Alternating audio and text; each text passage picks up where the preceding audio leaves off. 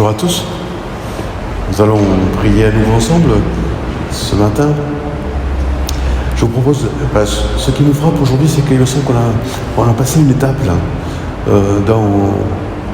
dans l'épidémie, c'est-à-dire que ça paraissait toujours un peu loin, et puis plus ça va, je ne sais pas pour vous, mais pour moi, il y a de plus en plus des gens que je connais qui sont atteints.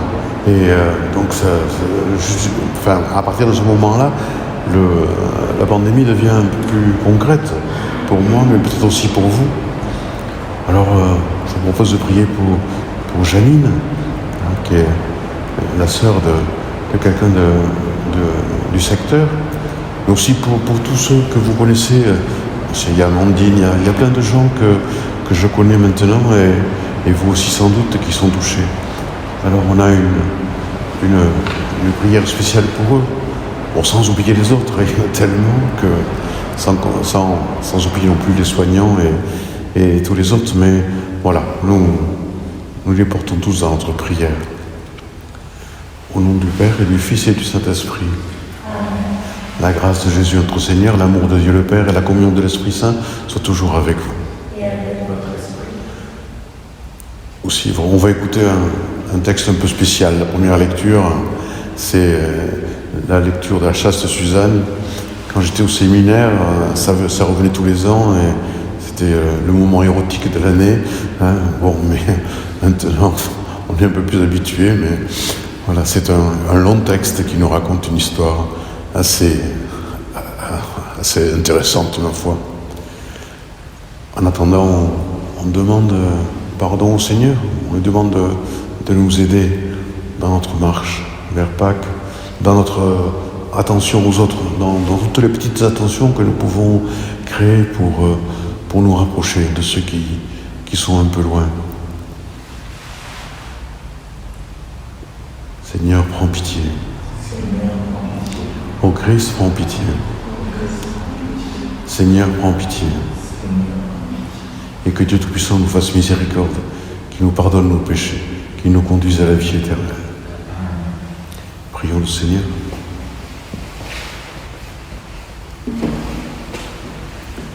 Dieu qui nous comble de bénédictions par la richesse infinie de ta grâce, fais-nous quitter ce qui ne peut que vieillir, fais-nous entrer dans ce qui est nouveau, et nous serons préparés à la gloire du royaume. Par Jésus-Christ, ton Fils, notre Seigneur, notre Dieu, qui vit et règne avec toi, le Saint-Esprit, maintenant et pour les siècles des siècles.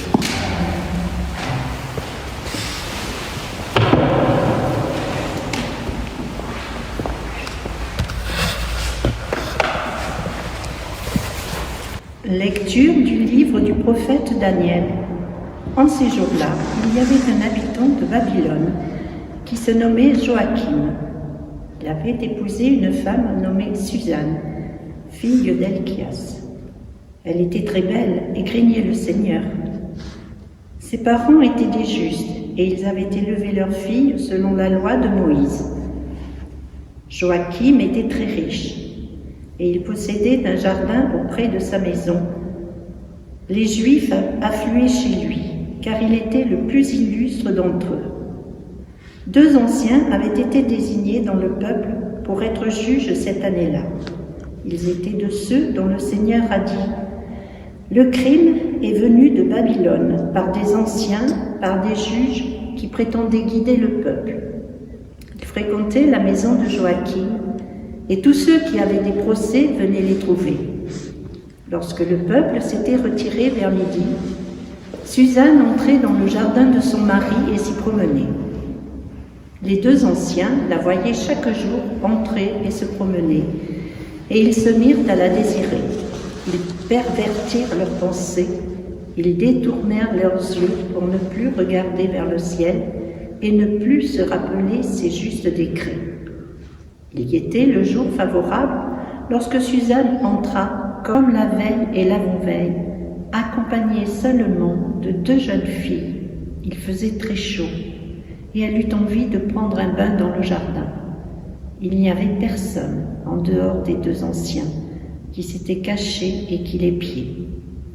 Suzanne dit aux jeunes filles « Apportez-moi de quoi me parfumer et me laver, puis fermez les portes du jardin pour que je puisse prendre mon bain. » Dès que les jeunes filles furent sorties, les deux anciens surgirent, coururent vers Suzanne et lui dirent « Les portes du jardin sont fermées, on ne nous voit pas, nous te désirons, sois consentante et viens avec nous. Autrement, nous ne porterons contre toi ce témoignage. Il y avait un jeune homme avec toi, et c'est pour cela que tu as renvoyé les jeunes filles. » Suzanne dit en gémissant « De tous côtés, je suis prise au piège. Si je vous cède, c'est la mort pour moi. Et si je refuse de céder, je n'échapperai pas à vos mains. Mieux vaut pour moi tomber entre vos mains sans vous céder, plutôt que de pécher aux yeux du Seigneur. » Alors Suzanne poussa un grand cri, et les deux anciens se mirent à crier contre elle. L'un d'eux courut ouvrir les portes du jardin. Les gens de la maison, entendant crier dans le jardin, se précipitèrent par la porte de service pour voir ce qui arrivait à Suzanne. Quand les anciens eurent raconté leur histoire, les serviteurs furent remplis de honte, car jamais on n'avait dit pareille chose de Suzanne. Le lendemain, le peuple se rassembla chez Joachim, son mari. Les deux anciens arrivèrent remplis de pensées criminelles contre Suzanne et décidés à la faire mourir. Ils dirent devant le peuple « Envoyez chercher Suzanne, fille d'Helkias, épouse de Joachim. » On l'envoya chercher. Elle se présenta avec ses parents, ses enfants et tous ses proches. Tous les siens pleuraient, ainsi que tous ceux qui la voyaient. Les deux anciens se levèrent au milieu du peuple et posèrent les mains sur sa tête. Tout en pleurs, elle leva les yeux vers le ciel, car son cœur était plein de confiance dans le Seigneur. Les anciens déclarèrent « Comme nous nous promenions seuls dans le jardin, cette femme y est entrée avec 2 servantes. Elle a fermé les portes et renvoyé les servantes. Alors un jeune homme qui était caché est venu vers elle et a couché avec elle. Nous étions dans un coin du jardin, nous avons vu le crime et nous avons couru vers eux. Nous les avons vus s'unir, mais nous n'avons pas pu nous emparer du jeune homme, car il était plus fort que nous. Il a ouvert la porte et il s'est échappé. Mais elle, nous l'avons saisie et nous lui avons demandé qui était ce jeune homme. Elle n'a pas voulu nous le dire. De tout cela, nous sommes témoins. L'assemblée les crut, car c'étaient des anciens du peuple et des juges, et Suzanne fut condamnée à mort. Alors elle cria d'une voix forte, « Dieu éternel, toi qui pénètres les secrets, toi qui connais toutes choses avant qu'elles n'arrivent, tu sais qu'ils ont porté contre moi un faux témoignage. Voici que je vais mourir sans avoir rien fait de tout ce que leur méchanceté a imaginé contre moi. » Le Seigneur entendit sa voix. Comme on la conduisait à la mort, Dieu éveilla l'esprit de sainteté chez un tout jeune garçon nommé Daniel, qui se mit à crier d'une voix forte.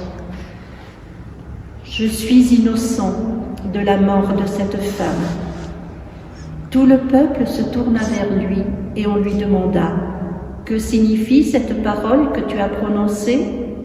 Alors, debout au milieu du peuple, il leur dit « Fils d'Israël, vous êtes donc fous ? Sans interrogatoire, sans recherche de la vérité, vous avez condamné une fille d'Israël.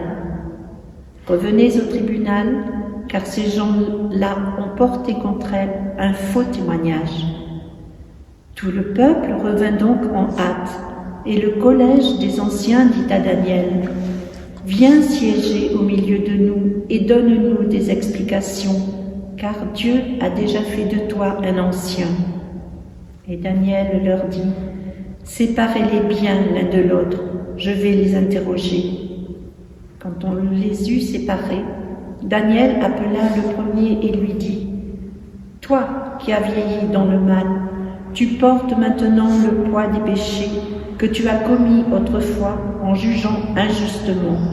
Tu condamnais les innocents et tu acquittais les coupables, alors que le Seigneur a dit « Tu ne feras pas mourir l'innocent et le juste ». Eh bien, si réellement tu as vu cette femme, dis-nous sous quel arbre tu les as vus se donner l'un à l'autre. Il répondit « Sous un sycomore ». Daniel dit « Voilà justement un mensonge qui te condamne. L'ange de Dieu a reçu un ordre de Dieu et il va te mettre à mort. » Daniel le renvoya, fit amener l'autre et lui dit « Tu es de la race de Canaan et non de Juda. La beauté t'a dévoyé et le désir a perverti ton cœur. C'est ainsi que vous traitiez les filles d'Israël et par crainte elles se donnaient à vous. Mais une fille de Juda n'a pu consentir à votre crime. Dis-moi donc sous quel arbre tu les as vus se donner l'un à l'autre. » Il répondit « Sous un châtaignier. » Daniel lui dit « Toi aussi, voilà justement un mensonge qui te condamne. L'ange de Dieu attend l'épée à la main pour te châtier et vous faire exterminer. » Alors, toute assemblée poussa une grande clameur et bénit Dieu qui sauve ceux qui espèrent en lui. Puis elle se retourna contre les deux anciens que Daniel avait convaincus de faux témoignages par leur propre bouche. Conformément à la loi de Moïse, on leur fit subir la peine que leur méchanceté avait imaginée contre leur prochain. On les mit à mort. Et ce jour-là, une vie innocente fut épargnée. Parole du Seigneur. Gloire à Dieu.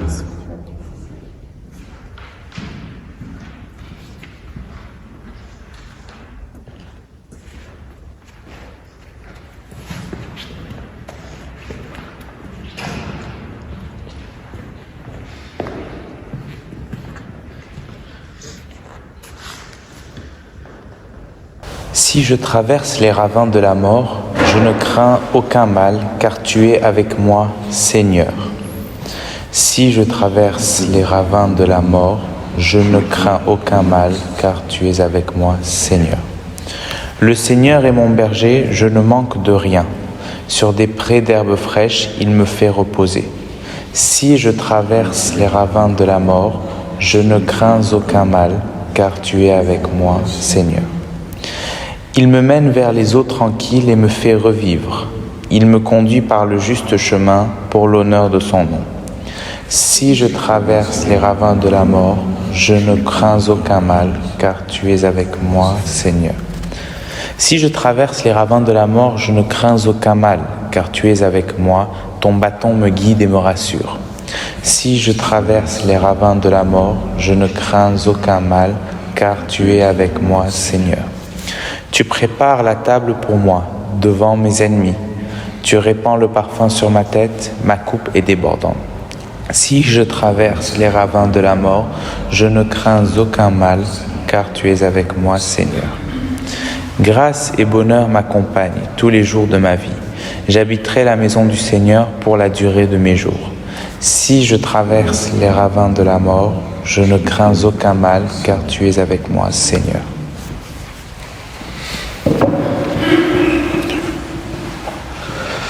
Ta parole, Seigneur, est vérité, et ta loi délivrance.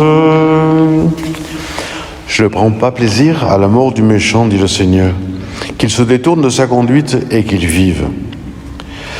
Ta parole, Seigneur, est vérité, et ta loi délivrance. Le Seigneur soit avec vous. Évangile de Jésus-Christ selon saint Jean.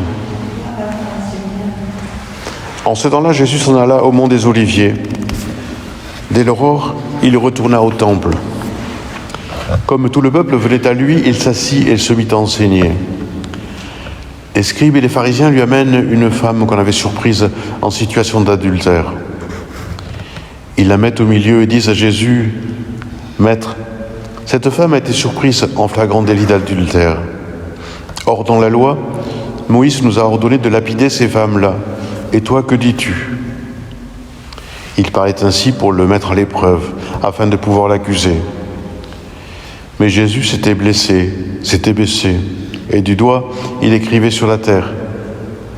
Comme on persistait à l'interroger, il se redressa et leur dit « Celui d'entre vous qui est sans péché, qu'il soit le premier à lui jeter une pierre. » Il se baissa de nouveau et il écrivait sur la terre.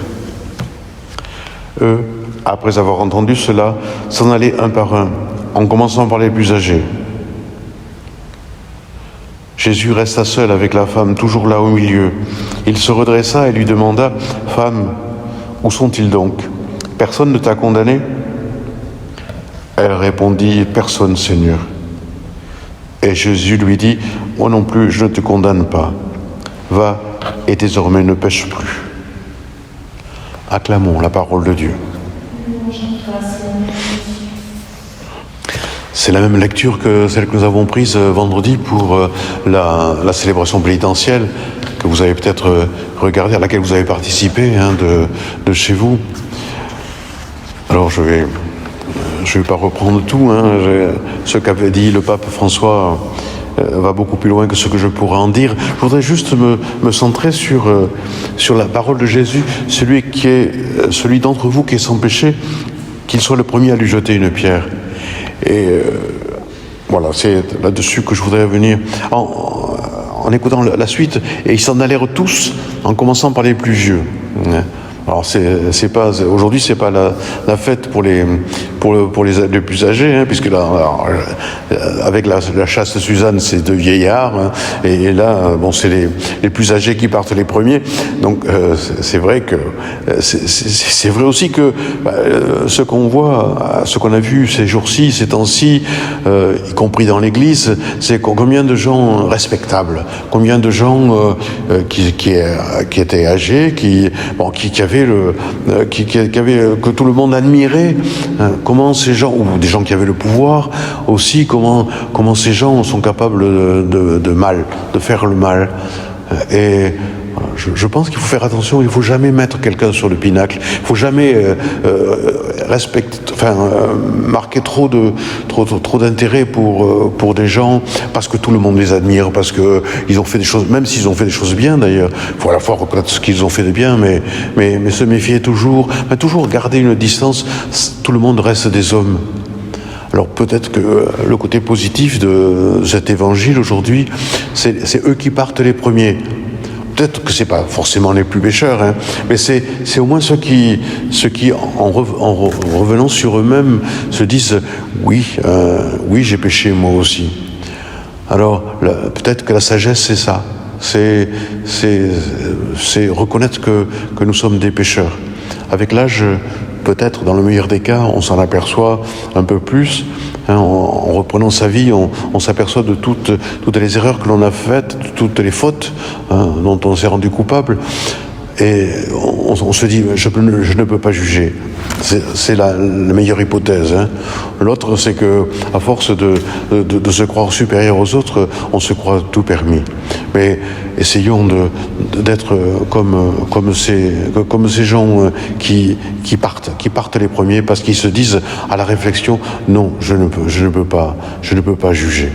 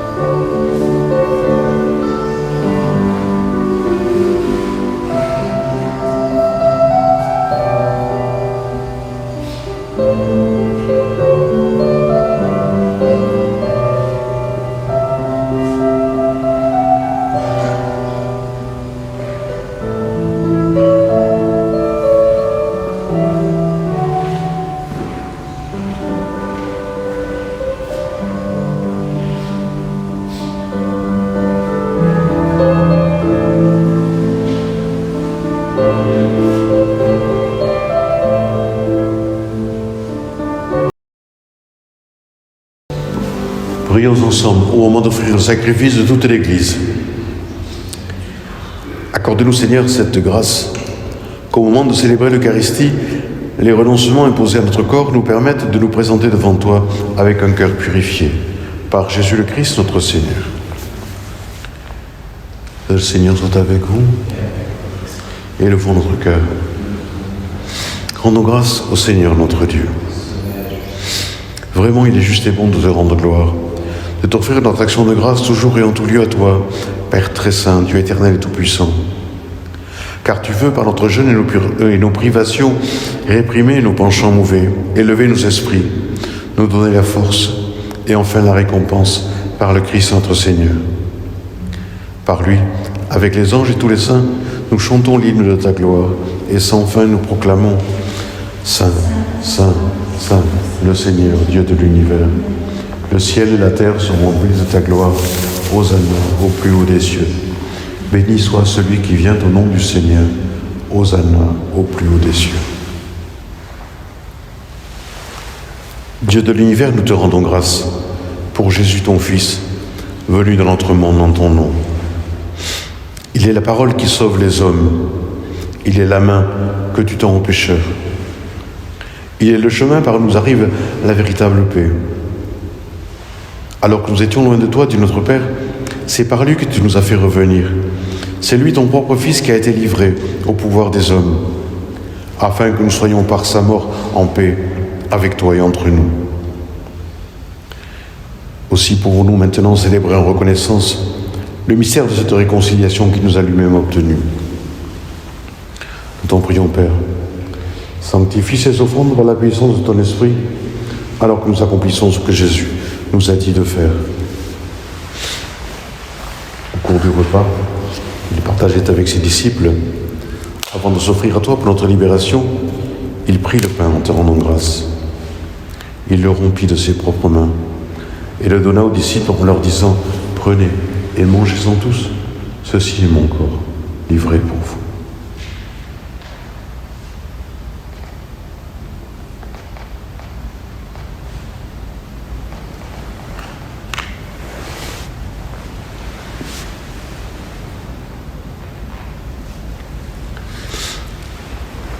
De la même façon, ce soir-là, tenant entre ses mains la coupe de bénédiction, il te rendit grâce pour ta miséricorde, puis il donna la coupe à ses disciples en leur disant « Prenez et buvez-en tous, car ceci est la coupe de mon sang, le sang de l'alliance nouvelle et éternelle, qui sera versé pour vous et pour la multitude en rémission des péchés. Vous ferez cela en mémoire de moi. »